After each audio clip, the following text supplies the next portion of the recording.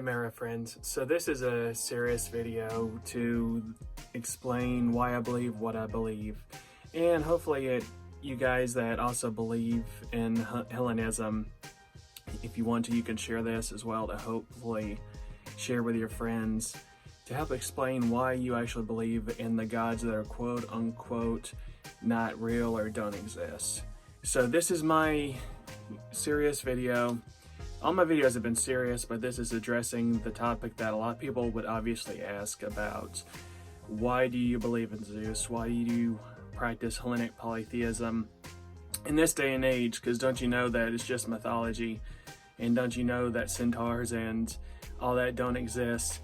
And yes, that's very much true. So I just want to do a video explaining to people to help get it out there, a better message of why I personally, I don't speak for everyone else in the Hellenic community, but why I became a Hellenist and how I got into Hellenic polytheism specifically, and why I worship Zeus and the gods of Olympus. So this is that video.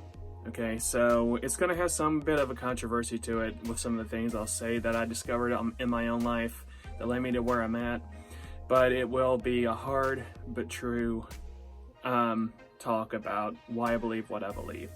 So I hope you guys like this video and see where I'm coming from.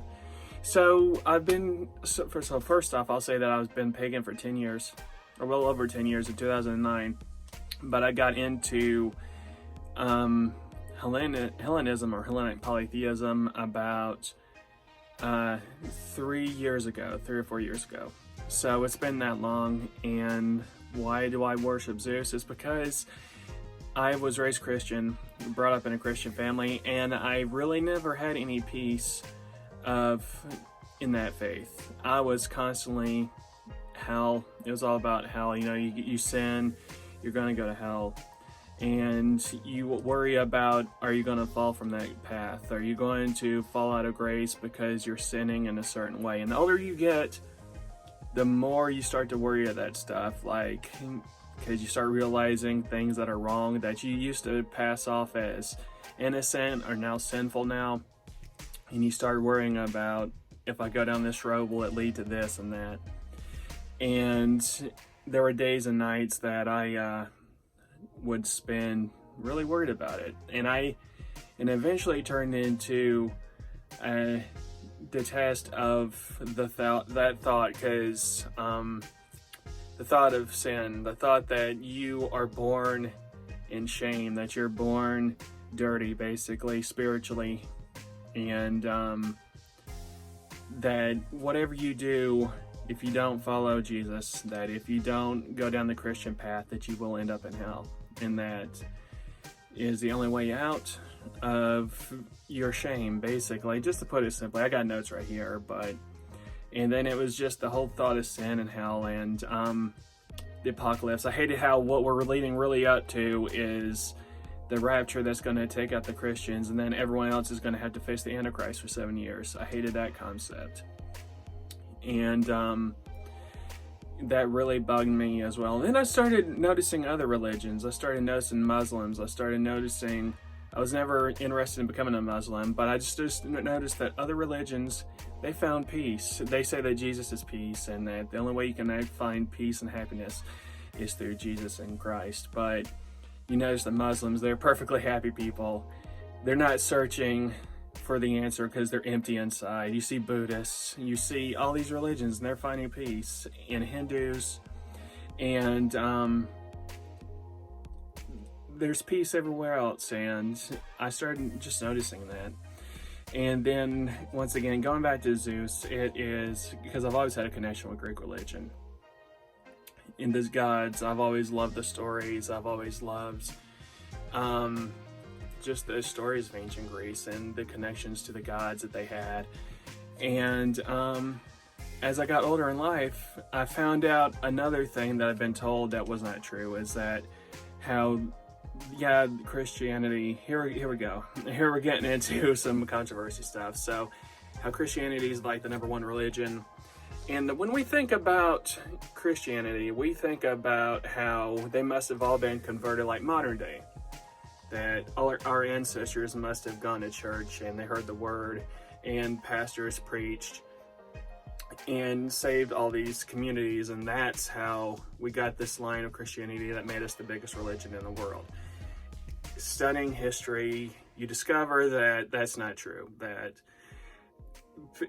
one place that it started where it became a big deal, where Christianity started taking over, is whenever in Rome, the Roman emperor became converted to Christianity. Then he started outlawing. When that happened, he started banning and outlawing paganism, I guess you could say, the worship of the gods of Jupiter and Zeus, or wherever else the Roman Empire was. That started to get banned. They would shut temples down, and how we always say they throw Christians to the lions, they would start throwing the actual Zeus and Jupiter, or whoever the gods were that they're worshiping besides Jesus. They would throw them to the lions. So it kind of reverted, and it turned the opposite. So, and that's the way it really worked. Yeah, there were some people that were preached to that got saved, but a vast majority and a lot of people back in the day were converted through force, and that very much is true. And when I found that out, and that was another thing that really hit me, that I was like, wow, this whole time, yeah, you grew up thinking that everyone went to like a church and they brought their friends or whatever, and they got saved through the word. And that's not true of how it actually happened to take over the world. Is that as an example, like I said, the Roman Empire would force temples to be closed. They would kill non-Christians, and it really would turn the other way. So yeah, so if I had to choose a religion, I'm going to bring one that gives me peace, and I decided to choose one that I've always felt connected to, that when I pray, that I feel a connection to the gods, and I get peace through that. And when you pray to Zeus, and in this religion, if it is for you, you really do feel peace. You really do feel a connection when you give honor and worship to the gods. And the reason why I like Hellenism also is because we're not concerned about the afterlife. I use Christianity just because that's where I come from, but in this religion, it's more about self-help for now, because we're not really concerned about what happens after, because nobody knows for sure. You can tell me what happens when you die, but that's an opinion that science can give you another thing too. And it really is what gives you peace. I'll just leave it right there. And the thing about myths, Zeus, to believe in Zeus means that you must have thought that there were cyclopses and minotaurs and centaurs and all this other stuff. And the truth about that is that a lot of people even back then didn't believe in that stuff. And history has shown that, I'll use satyrs and centaurs, for example, because I've just been reading a book about it. So satyrs in the past, a lot of people nowadays think that it was actually I've been reading about Dionysus, and so for Dionysus's holidays and rituals, people would dress up in animal masks and dance around to, I guess, embody the spirit of Dionysus, to put it simply, to not really complicate it. And they would dance around dressed up in animal masks. And a lot of people think that artists back in the day saw people dressed up in goat masks, and so they would draw the people as goats. And that's where satyrs come from, and the same thing for your centaurs and all that. And the myths are not gospel. That's another thing that we have to address, is that when you read about stories about Perseus and Theseus fighting the Minotaur, that it was not taken really to be literal. It was more of a story, and you had to find the spiritual meaning behind the story. In the modern day, and monotheism and stuff, it's the word is in a lot of the modern day religions, the word that you read is taken literally by a lot of people. That's not the way it was back then for a lot of them. That it was really more about finding the meaning in that story, because it related to real life, like how we watch movies and get messages out of movies and stuff. It was that same thing. They had the gods put into this story because it reflected their personality, and the story could reflect how a god personality is, but it would not necessarily reflect what they have actually done. in the world. Like, some people worship the gods, and people wonder, why would you worship a god that did this and that? And it's not really what they did, it's the story behind that explains something else that we're supposed to be getting out of that story. Let's see. So in a nutshell, that's explaining just about what I believe and how I believe and how I came to that belief.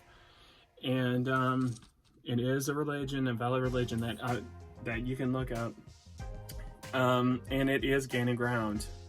And I hope you guys like this video, and I hope you guys I just felt like making this video to get it out there, get it off my chest for people that actually know me, to say, why do you believe what you believe, if you really care. And it's also to help